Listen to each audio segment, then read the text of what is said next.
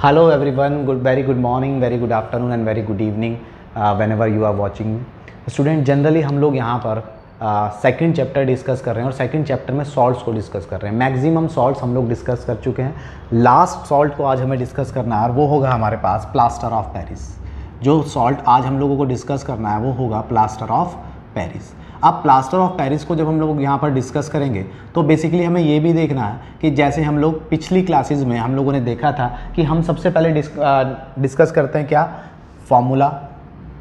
उसके बाद हम लोग डिस्कस करते हैं फॉर्मूला नेम, यानी फॉर्मूला के बाद हम लोग डिस्कस करते हैं किसी भी कंपाउंड का फॉर्मूला नेम, और फॉर्मूला नेम के बाद हम लोग उसी कंपाउंड का डिस्कस करते हैं कॉमन नेम, और उसके बाद हम लोग आगे का कंसेप्ट को आगे बढ़ाते हैं। ठीक है, तो कॉमन नेम। तो जनरली पहले हम इन तीनों टर्म्स को डिस्कस करते हैं और वन बाय वन फिर हम इसको आगे लेकर चलेंगे। तो प्लास्टर ऑफ पेरिस की जब हम बात करते हैं तो सबसे पहले क्या फॉर्मूला होता है प्लास्टर ऑफ पेरिस का। तो प्लास्टर ऑफ पेरिस का फॉर्मूला होता है CaSO4 डॉट हाफ H2O।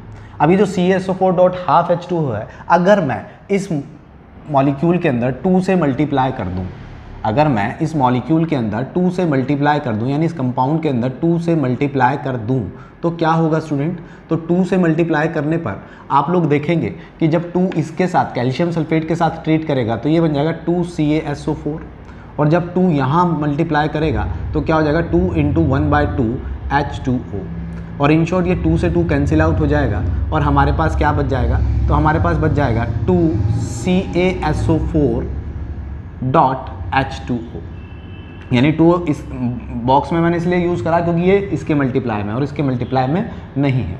तो ये जो H2O बचा और 2 बचा, इन शॉर्ट इसका मतलब क्या है, इन शॉर्ट इसका मतलब है कि हम कैल्शियम सल्फेट का, मैक्सिमम बुक्स में तो आपको ऐसे ही मिलेगा calcium sulphate dot half H2O, लेकिन कई बार आपको ऐसे भी फॉर्मूला लिखा हुआ मिलेगा कैल्शियम सल्फेट डॉट H2O। तो बात एक ही है, पूरे फॉर्मूले को 2 से मल्टीप्लाई कर दिया तो कोई फ़र्क नहीं पड़ेगा। ठीक है, तो ये फॉर्मूला बन जाएगा। ये भी प्लास्टर ऑफ पेरिस के लिए है और जनरली जो फॉलो होता है वो तो ये होता है, लेकिन मैक्सिमम बुक्स में आपको ये मिल सकता है, इसलिए मैंने आपको बता दिया। क्लियर होती है बात। चलिए, तो केमिकल फार्मूला हमारे पास होता है ये। इसके बाद बारी आती है फॉर्मूला नेम, कि इस फॉर्मूले का नेम क्या बनेगा। तो Ca को बोलते हैं हम लोग कैल्शियम, Ca को बोलते हैं हम लोग कैल्शियम। SO4 ग्रुप को बोलते हैं, अभी पीछे पढ़ा था हमने, सल्फेट। SO4 ग्रुप क्या होता है स्टूडेंट, सल्फेट। तो ये हो गया कैल्शियम सल्फेट। ठीक है, अब देखो वाटर के मॉलिक्यूल को हम क्या बोलते हैं, हाइड्रेट। वाटर का मॉलिक्यूल को हम क्या बोलते हैं, हाइड्रेट। अब हाइड्रेट कितना हाइड्रेट, वाटर का मॉलिक्यूल हाफ है तो हम क्या लिखेंगे, हाफ को क्या लिखते हैं, हेमी हाइड्रेट। क्या नाम बना, hemi hydrate, calcium sulphate hemi hydrate. ठीक है, तो हाफ मॉलिक्यूल को, किसी भी चीज़ के हाफ मॉलिक्यूल को केमिस्ट्री में हेमी बोला जाता है। सपोज करो यहाँ हाफ ना होके H2O होता है तो हम क्या लिखते, अगर इसके लिए बात करें तो हम लिखते कैल्शियम सल्फेट। तो ये फॉर्मूले के क्या लिखते, calcium sulphate monohydrate, calcium sulphate monohydrate. तो कैल्शियम सल्फेट जब एक मॉलिक्यूल है तो मोनोहाइड्रेट, और अगर यहाँ 2H2O होता तो क्या लिखते हैं, डाइहाइड्रेट। तो इस तरीके से मैं आपको ये बताना चाह रहा हूँ कि होता क्या है कि जैसे जैसे वाटर के मॉलिक्यूल का नंबर चेंज होता जाता है वैसे वैसे आगे वाला नेम चेंज होता जाता है। हाफ के लिए हेमी वर्ड लगाते हैं, 1 के लिए मोनो वर्ड लगाते हैं, 2 के लिए डाई, 3 के लिए ट्राई, टेट्रा, पेंटा, हेक्सा, हेप्टा, इस तरीके से हम यूज़ करते हैं। तो अभी फॉर्मूला हो गया कैल्शियम सल्फेट हेमी हाइड्रेट, यानी CaSO4 dot half H2O। Formula name हो गया कैल्शियम सल्फेट हेमी हाइड्रेट, और कॉमन नेम जिसके नाम से जनरली हम लोग जानते हैं तो वो तो हम पढ़ने ही वाले हैं, वो क्या है, प्लास्टर ऑफ पेरिस। वो क्या है, प्लास्टर ऑफ पेरिस। ठीक है, तो जब नेम्स क्लियर हो जाते हैं तो इसके बाद हम लोग डिस्कस करते हैं कि इसके बनाने का मेथड। बनाने के मेथड के लिए सबसे पहले हम यूज़ करते हैं raw material. Raw material means क्या होता है कि एक्चुअल में ये किस मटेरियल से बनाया जाएगा। जब हम इसको बनाएंगे, इसका फॉर्मेशन करेंगे तो हमें किस किस चीज़ की नीड होगी। तो पीछे अभी वॉशिंग सोडा का डिस्कशन भी किया था, ब्लीचिंग पाउडर का डिस्कशन किया था, बेकिंग पाउडर का, बेकिंग सोडा का डिस्कशन किया था। तो वहाँ पर रॉ मटेरियल, काफ़ी सारे रॉ मटेरियल्स को मिला के तब बनाया जाता है। तो यहाँ पर हमें ज़्यादा रॉ मटेरियल्स की नीड नहीं होती है, यहाँ पर हमें केवल एक रॉ मटेरियल की नीड होती है और वो होता है CaSO4 dot 2H2O। CaSO4 dot 2H2O। देखिए केमिकल नेम अगर हम इसका देखें तो क्या होगा, chemical formula name calcium sulphate calcium sulphate dihydrate, ठीक है, कैल्शियम सल्फेट डाइहाइड्रेट। लेकिन इसका कॉमन नेम जो होता है, कॉमन नेम होता है बच्चों इसका gypsum, gypsum.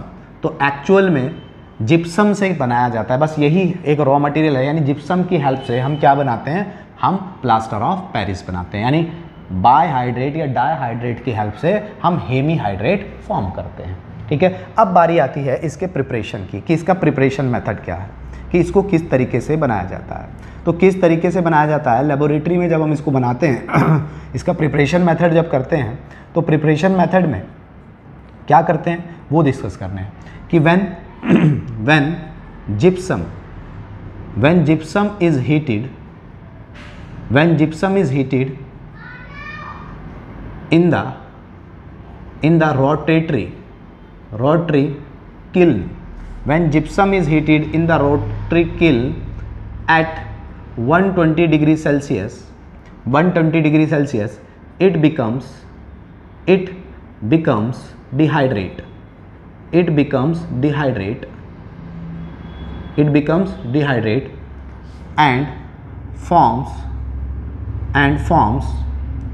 POP, means POP means short form में POP, प्लास्टर ऑफ पेरिस को क्या बोलते हैं, POP। और क्या फॉर्म कर देता है, प्लास्टर ऑफ पेरिस फॉर्म कर देता है। फॉर एग्जाम्पल हमने कहा when gypsum is heated, gypsum को हीट किया जाता है एक रोटरी किल्न में। किल्न माने होता है बच्चों KILN, किल्न माने होता है भट्टी, जिसमें हम इसको डालकर बहुत हीट कराते हैं। तो वो रोटेटरी किल्न होती है, घूमने वाली होती है, तो उसको रोटरी किल्न बोलते हैं। और वहाँ का temperature near about 120 degree Celsius होता है।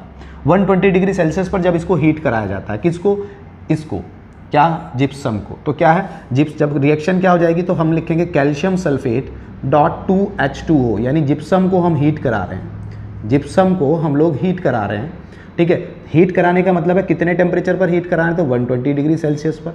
तो हीट कराने पर ये डिहाइड्रेट हो जाता है। हमने कहा ये क्या हो जाता है, बिकम्स डिहाइड्रेट। डिहाइड्रेट का मतलब आपको पहले ही बताया, डिहाइड्रेशन हो गया। डिहाइड्रेशन मीन्स वाटर का रिमूवल हो गया। तो यहाँ से कुछ वाटर के पार्ट्स का रिमूवल हो जाता है, यानी वाटर का मॉलिक्यूल वेपर्स बन के निकल जाता है। कितना वाटर का मॉलिक्यूल वेपर्स बन के निकलता है, तो ये कन्वर्ट हो जाता है CaSO4 डॉट हाफ H2O में, और 1/2 ईच मॉलिक्यूल, हर मॉलिक्यूल से 1/2, है ना, ईच मॉलिक्यूल से 1/2 वाटर का मॉलिक्यूल क्या होता है, एस्केप आउट हो जाता है एज अ वेपर की फॉर्म में। और ये जो बचता है, ये जो बनता है, दिस इज द क्या, POP, यानी प्लास्टर ऑफ पेरिस। इस तरीके से प्लास्टर ऑफ पेरिस का फॉर्मेशन होता है। होप आप लोगों को ये क्लियर हो गई होंगी बातें। अब आप पहले इसका स्क्रीनशॉट ले लीजिए, मैं हट जाता हूँ, थोड़ा सा पीछे हो जाता हूँ, और उसके बाद हम आगे बात करते हैं कि आगे और क्या होने वाला है। ले लिया आपने स्क्रीनशॉट, चलिए आगे बढ़ते हैं। आगे बढ़ें तो हम लोगों ने प्रिपरेशन तो देख लिया कि प्रिपरेशन कैसे किया जाता है, कि जब इसको हीट किया जाता है, किसको, जिप्सम को जब हम हीट करेंगे, तो जिप्सम को हीट करने पर हमें क्या मिलेगा, हेमीहाइड्रेटेड फॉर्मूला मिलेगा। और हेमीहाइड्रेट, मैं दोबारा लिख देता हूँ कि जब हम जिप्सम को हीट करेंगे, जिप्सम को हम लोग हीट करेंगे तो क्या होगा, कितने टेम्परेचर और 120 डिग्री सेल्सियस पर, तो ये डिहाइड्रेट हो जाएगा, यानी 1/2 वाटर का मॉलिक्यूल यहाँ से रिमूव हो जाएगा, और हमें क्या मिलेगा, CaSO4 dot half H2O। This is the POP, यानी प्लास्टर ऑफ पेरिस का फॉर्मेशन हो जाएगा। मैंने अभी बताया था, वैसे तो हम यही कंसीडर कर चलते हैं कि CaSO4 डॉट हाफ H2O को क्या बोला जाता है, POP।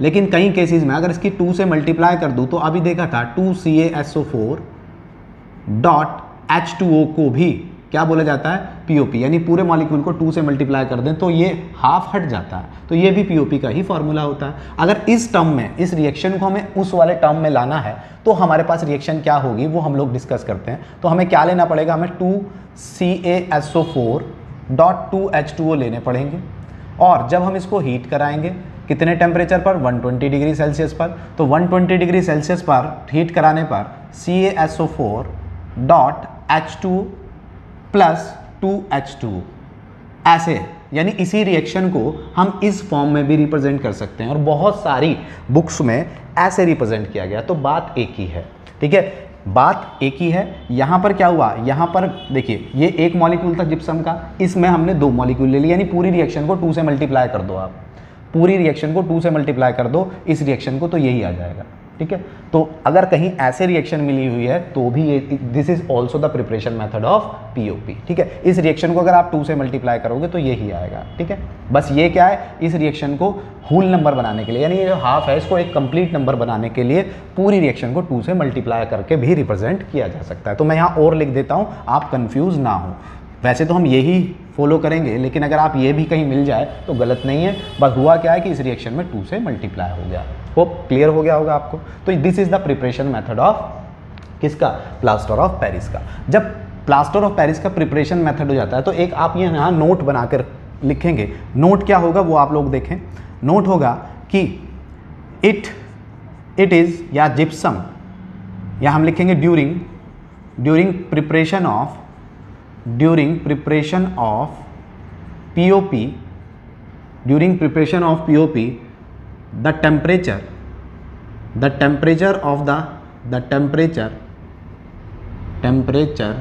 should be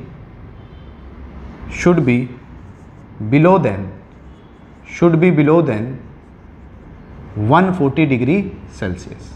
मीन्स हमें इस प्रोसेस को कराते समय ये हमेशा ध्यान रखना है कि टेम्परेचर ऑलमोस्ट 120 डिग्री सेल्सियस हो और 140 से कभी भी ऊपर ना जाए। वो टेम्परेचर किसी भी फॉर्म में 140 से ऊपर नहीं पहुंचना चाहिए। क्या होगा अगर 140 से ऊपर पहुंचेगा, तो 140 से ऊपर पहुंचेगा तो होगा क्या कि अगर ज़्यादा टेम्परेचर इस रिएक्शन को आप दोगे तो ये जो 1/2 वाटर का मॉलिक्यूल बाहर जा रहा है, ये 1/2 वाटर का मॉलिक्यूल बाहर नहीं जाएगा, ये ज़्यादा वाटर का मॉलिक्यूल, यानी 1 मॉलिक्यूल, ये कम, मतलब वाटर का मॉलिक्यूल कम जाना बाहर, यानी 1/2। अभी तो 1.5 वाटर का मॉलिक्यूल जा रहा है, आप और टेम्परेचर दोगे तो यहाँ से और वाटर का मॉलिक्यूल बाहर जाने लगेगा। अगर यहाँ से और वाटर का मॉलिक्यूल बाहर जाने लगा तो होगा क्या कि अगर इससे अबव टेम्परेचर पर हम इसको हीट कराएंगे या इसको जिप्सम से POP में कन्वर्ट करेंगे। इन शॉर्ट मैं ये कहना चाह रहा हूँ कि अगर हम इससे अबव टेम्परेचर पर इसको जिप्सम को POP में कन्वर्ट करेंगे तो क्या होगा, जिप्सम की ये जो POP है, POP की जो सेटिंग प्रॉपर्टी होती है, सेटिंग प्रॉपर्टी डिक्रीज होने लगेगी।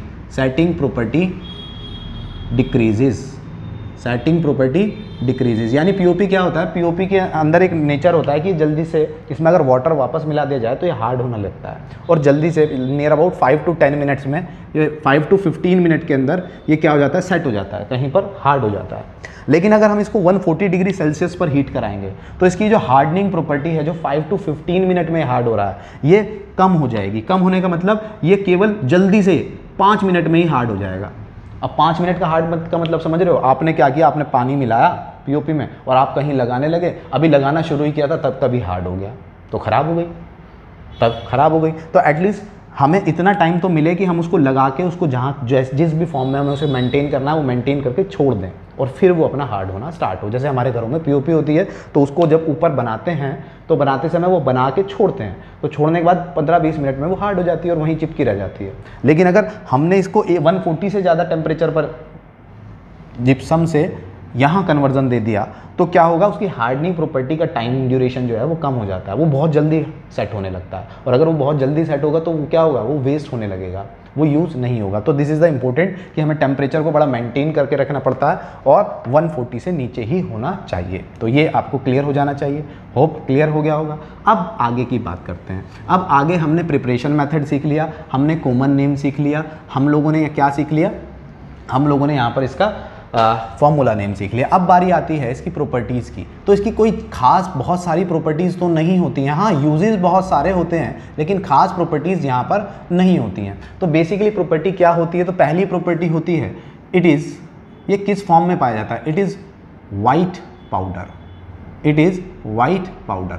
एक्चुअल में क्या होता है, ये जो हमें जिस फॉर्म में मिलता है, आप लोगों ने देखा होगा मार्केट से हमारे घरों में आया, आपके घरों में POP होती है, POP होती हुई देखी होगी, ठीक है। तो क्या होता है, पाउडर, वाइट पाउडर होता है जो छोटे छोटे क्या होता है, पॉलीथीन कहें या हम कहें प्लास्टिक के बैग्स में आता है। तो प्लास्टिक के बैग्स में वाइट पाउडर की फॉर्म में ये हमें मिलता है। दूसरी इसकी प्रॉपर्टी क्या होती है, फर्स्ट प्रॉपर्टी होती है। सेकंड प्रॉपर्टी कहें क्या, इसकी सेकंड प्रॉपर्टी कहें, इट्स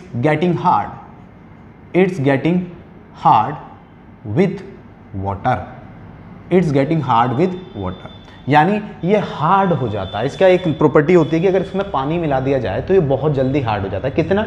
5 to 15 मिनट्स में हार्ड हो जाता है। जैसे मैं कहूँ कि क्या होता है, वो केमिकली ऐसा क्या होता है कि वो हार्ड हो जाता है। तो देखिए हमारे पास POP है CaSO4.12H2, ये POP है यानी प्लास्टर ऑफ पेरिस है।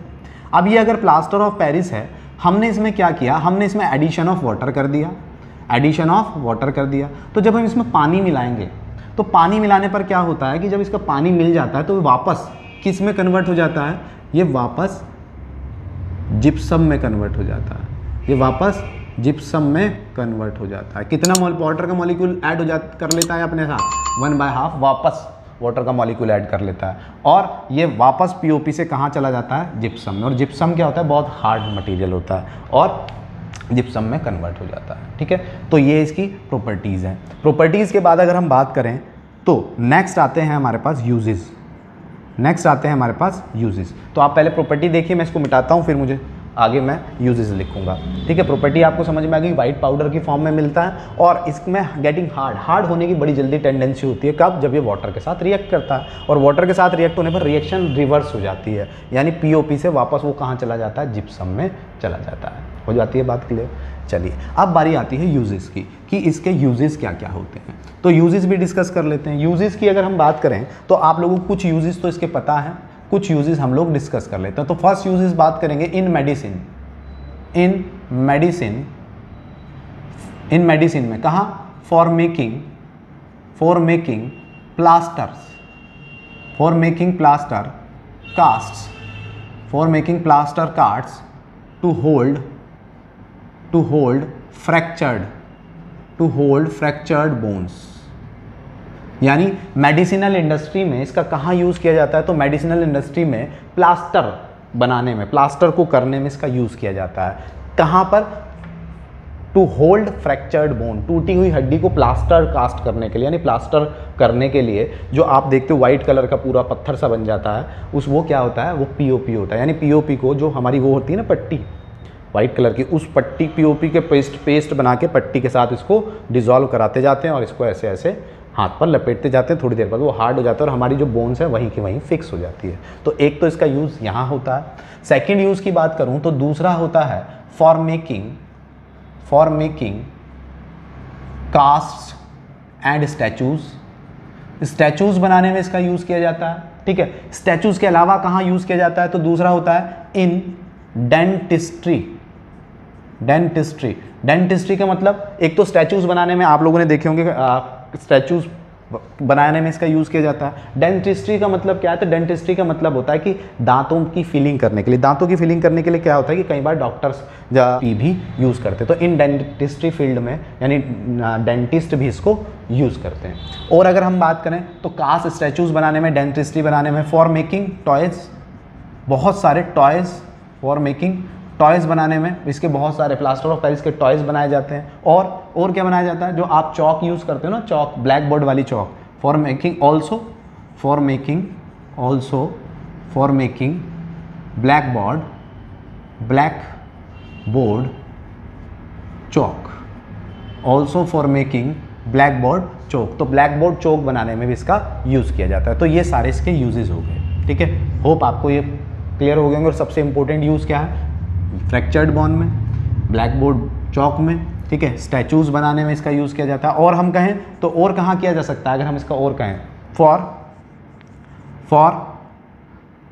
कहाँ, अगर हम कहें फॉर डेकोरेशन का मतलब डेकोरेशन इन आवर हाउस, हमारे घरों में डेकोरेशन के लिए, जैसे POP होती है ना, डेकोरेशन के लिए छत पर POP होती है, तो वो भी किसकी होती है, इसी मटेरियल की होती है। तो इस तरीके से ये कंप्लीट हो जाता है। हम लोगों ने इसके यूजेस भी पढ़ लिए, इसका प्रिपरेशन मेथड भी देख लिया, हम लोगों ने इसके raw material, chemical name, chemical formula भी देख लिया। तो होप आपको क्लियर हो गया होगा। जल्दी से मैं एक बार सारा रिव्यू दे देता हूँ और उसके बाद हम एक छोटा सा टॉपिक यहाँ पर और कवर करेंगे। तो इन शॉर्ट हम लोगों ने प्लास्टर ऑफ पेरिस देखा था।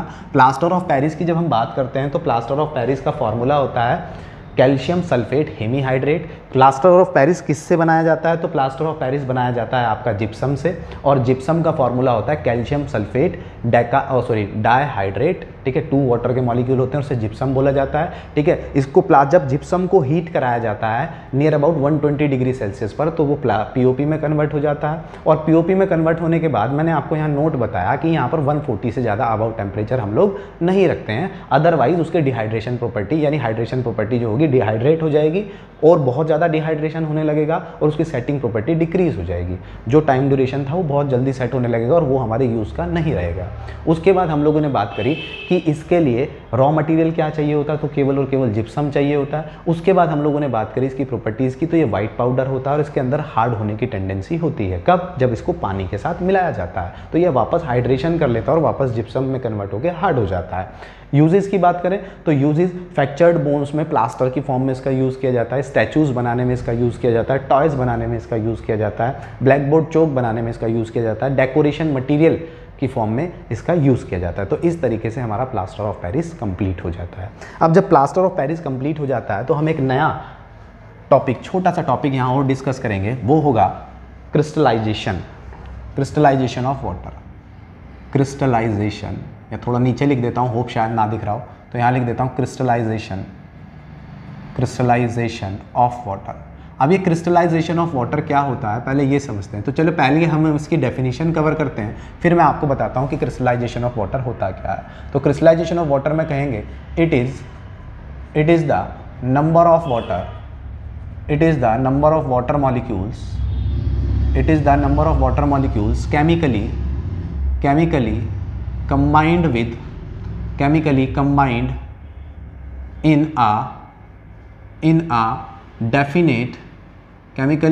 in a definite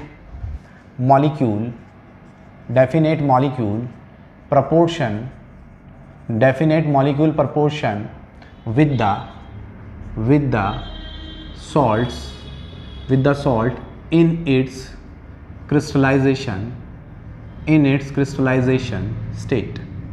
its crystallization state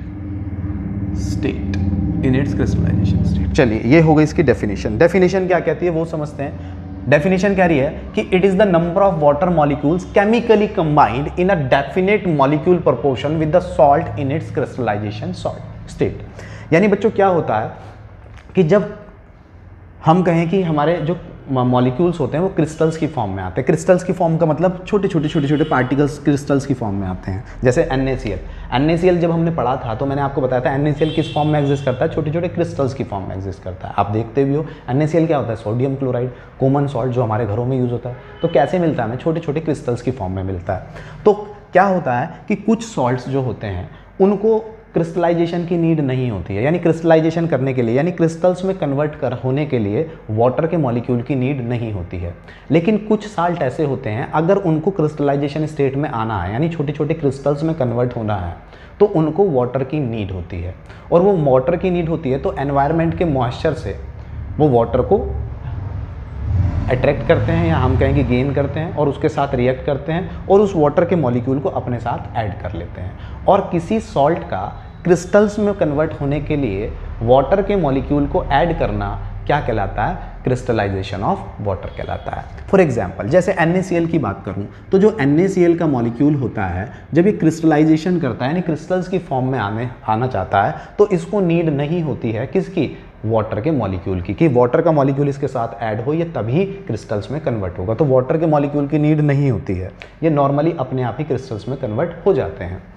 लेकिन बहुत सारे हमारे नेचर में ऐसे मॉलिक्यूल्स होते हैं कि अगर उनको छोटे छोटे पार्टिकल्स या क्रिस्टल्स की फॉर्म में आना है तो उनको वाटर की नीड होती है। और वाटर की नीड होने के लिए वो एनवायरनमेंट से वाटर को के मॉइस्चर को, एनवायरनमेंट के मॉइस्चर को अट्रैक्ट करते हैं और उसके साथ रिएक्ट करते हैं। और रिएक्ट करने के बाद क्या करते हैं, उसको अपने साथ परमानेंटली ऐड कर लेते हैं। और परमानेंटली ऐड करने को, किसी मॉलिक्यूल को क्रिस्टल्स में कन्वर्ट होने के लिए परमानेंटली वाटर के मॉलिक्यूल का एडिशन जो करता है उसी को क्या बोला जाता है, crystallization of water. For example जैसे मैं कहूँ कैल्शियम सल्फेट का जो मॉलिक्यूल होता है, ठीक है, कैल्शियम सल्फेट का जो मॉलिक्यूल होता है ये बेसिकली क्या होता है, पहले वाइट कलर में होता है और वाइट कंपाउंड की फॉर्म में होता है। लेकिन अगर ये जब क्रिस्टल्स की फॉर्म में आता है तो क्रिस्टल्स की फॉर्म में आने के लिए ये एनवायरनमेंट से 5 वाटर के मॉलिक्यूल अपने साथ ऐड कर लेता है। जब ये 5 वाटर के मॉलिक्यूल्स अपने साथ ऐड कर लेता है तो ये क्या बन जाता है, ये बन जाता है CaSO4 5H2O।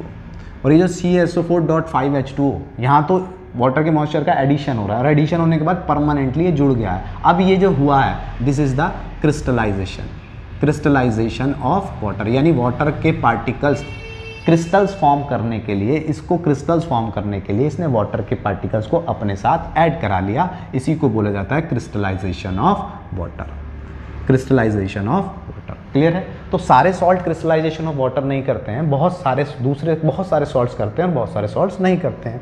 जैसे ये क्रिस्टलाइजेशन ऑफ वाटर कर रहा है, ये क्रिस्टलाइजेशन ऑफ वाटर के अलावा और बहुत सारे हो सकते हैं। जैसे बेरियम का सॉल्ट होता है, तो बेरियम का सॉल्ट भी क्या करता है, क्रिस्टलाइजेशन करता है। वो 2 वाटर के मॉलिक्यूल के साथ ऐड होता है और वो क्या करता है, BaSO4.2H2O बनाता है। तो this is also the process of crystallization of water.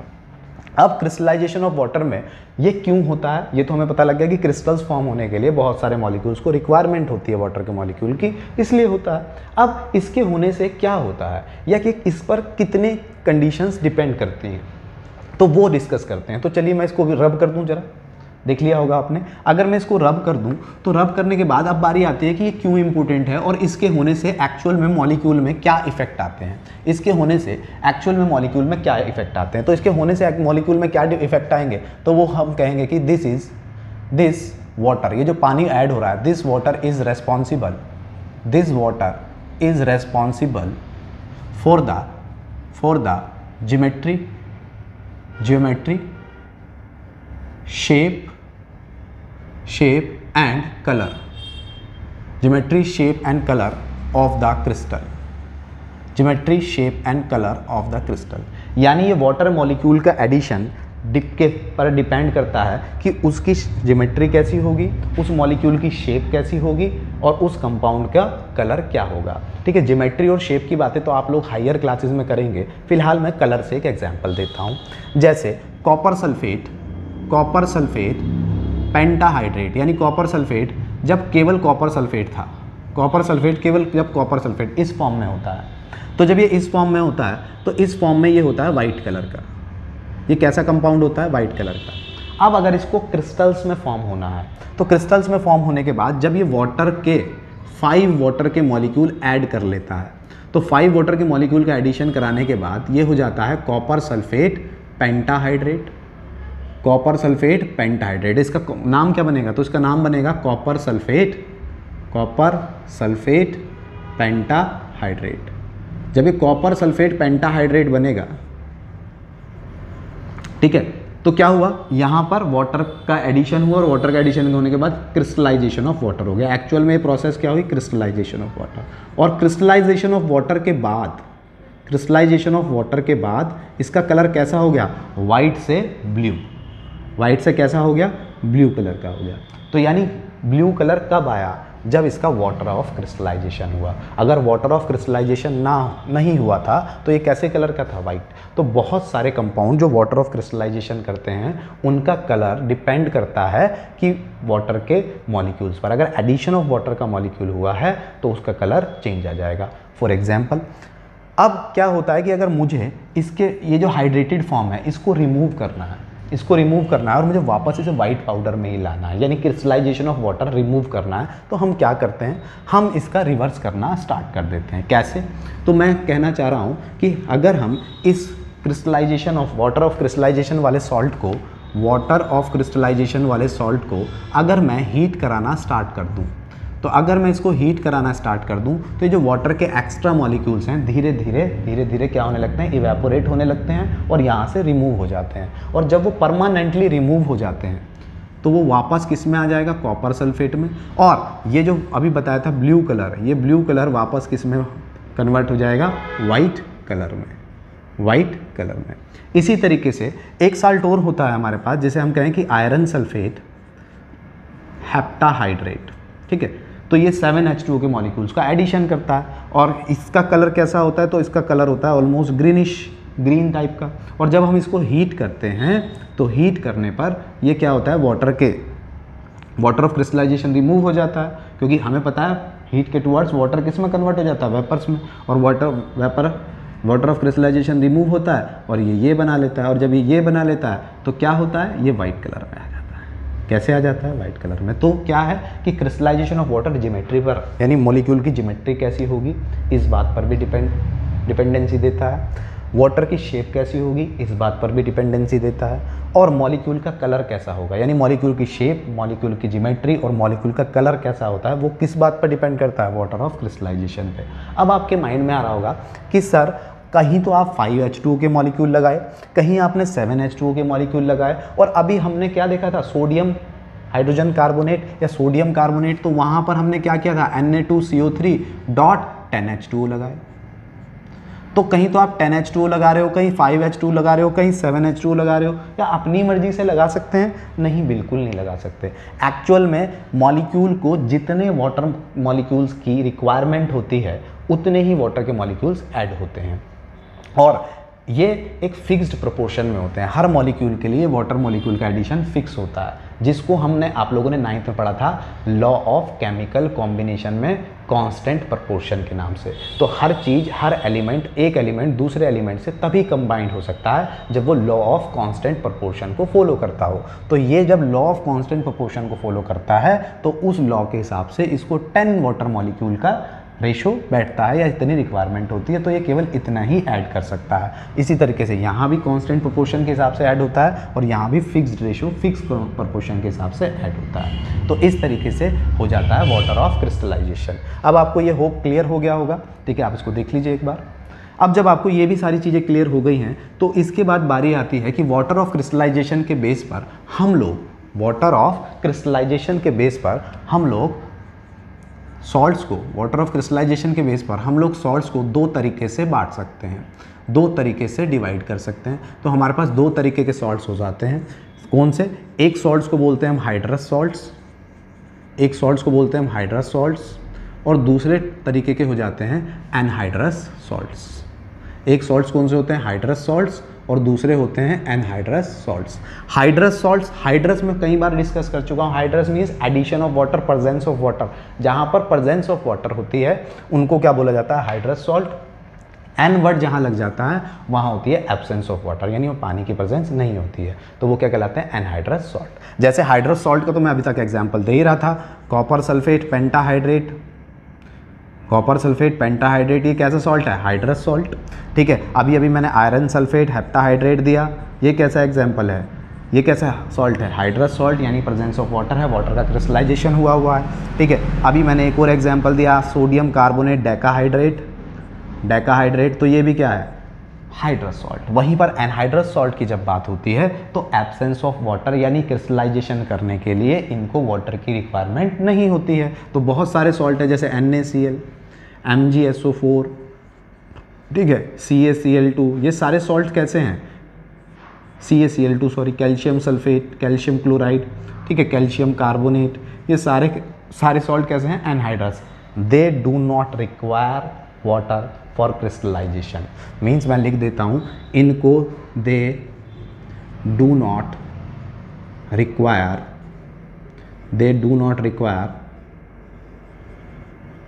Water molecule, require water molecule for crystallization, crystallization के लिए इनको वाटर मॉलिक्यूल की रिक्वायरमेंट नहीं होती है। और हम कह सकते हैं they require water molecule for crystallization. तो इस तरीके से वाटर ऑफ क्रिस्टलाइजेशन भी हमारा कंप्लीट हो जाता है। वाटर ऑफ क्रिस्टलाइजेशन क्या होता है कि क्रिस्टल फॉर्म होने के लिए बहुत सारे कंपाउंड्स को वाटर के मॉलिक्यूल्स की नीड होती है, और जब वो वाटर के मॉलिक्यूल्स को ऐड कर हो जाते हैं उनके साथ, तो उसे बोला जाता है water of crystallization. Water of crystallization के बेस पे दो तरीके के सॉल्ट्स हो सकते हैं, एनहाइड्रस और हाइड्रस। हाइड्रस जहाँ प्रेजेंस ऑफ वाटर है, एनहाइड्रस जहाँ पर एब्सेंस ऑफ वाटर है। तो इस तरीके से क्लियर हो जाता है। क्लियर। इसका प्रैक्टिस पेपर जो है वो आपको ऑलरेडी डिस्क्रिप्शन बॉक्स में मेंशन होगा, आप वहाँ से डाउनलोड कीजिए, प्रैक्टिस क्वेश्चन को सॉल्व कीजिए। कोई दिक्कत परेशानी होती है, कोई क्वेरी या डाउट होता है तो आप कमेंट बॉक्स में लिख कर मुझे भेज सकते हैं। ठीक है, मिलता हूँ आपसे नेक्स्ट वीडियो में। Thank you very much.